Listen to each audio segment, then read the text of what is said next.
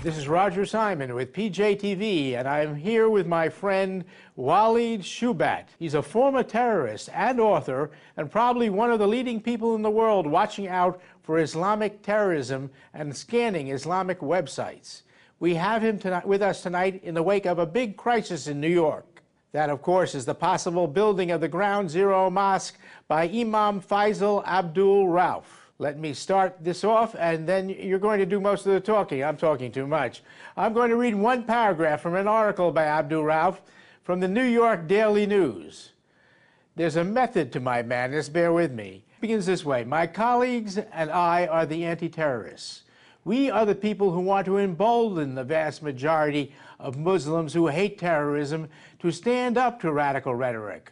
Our purpose is to interweave America's Muslim population into the mainstream society. Does this track with what you've been reading, Walid, on the Arabic websites? This is why I've always been arguing. Americans need to understand what Islamic theologians are saying in the Arabic language and not what they say in the English language. What he said on an article in an interview he did with Hadi al-Islam, probably one of the most prominent news media in the Muslim world, in which he was asked regarding establishing an Islamic governance.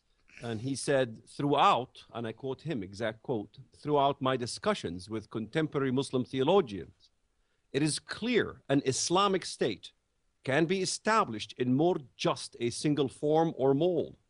It can be established through a kingdom or a democracy. The important issue is to establish the general fundamentals of Sharia that are required to govern. In other words, you can infiltrate a government that is a kingdom or a democracy, in this case, the United States, and you can proceed in trying to establish Sharia law, similar to what happened in Great Britain.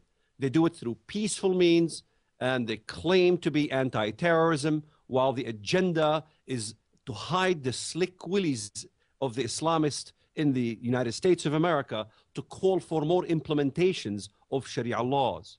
This is very clear from his statements in Hadi al-Islam. And there was another website you told me about, Right for All, I believe. Tell me about that site. Rights for All is a website that comes from the Cairo University. And in the Rights for All, he was asked regarding religious dialogue. In fact, the article itself was titled, "The most prominent Imam in New York says, I do not believe in religious dialogue." And in explaining this, he states, this phrase, that is, religious dialogue, is inaccurate. Religious dialogue, as customary understood, is a set of events with discussions in large hotels that result in nothing. Religions do not dialogue, and dialogue is not present in the attitudes of the followers, regardless of being Muslim or Christian. The image of Muslims in the West is complex, which needs to be remedied.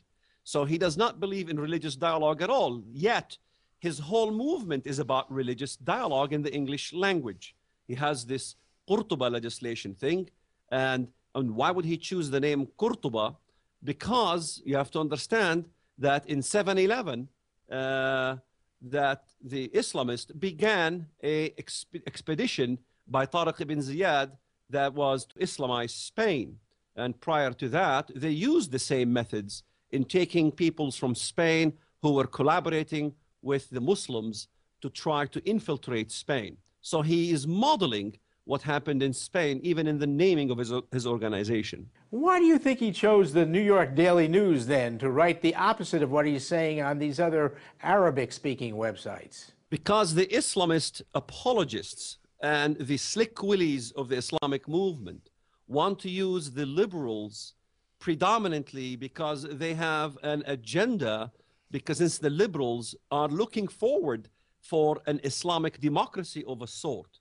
And this is the talk of the time, Islamic democracy. We need to establish Islamic democracy. So if he spearheads this idea of Islamic democracy, the doors are open for him in the liberal media.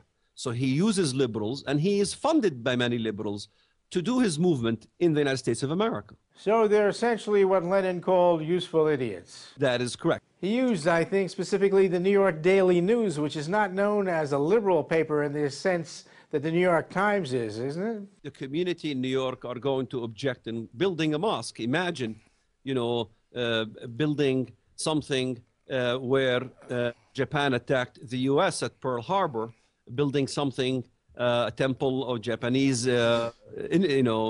mausoleum or any sort, is kind of an insult to Americans. So he wants to basically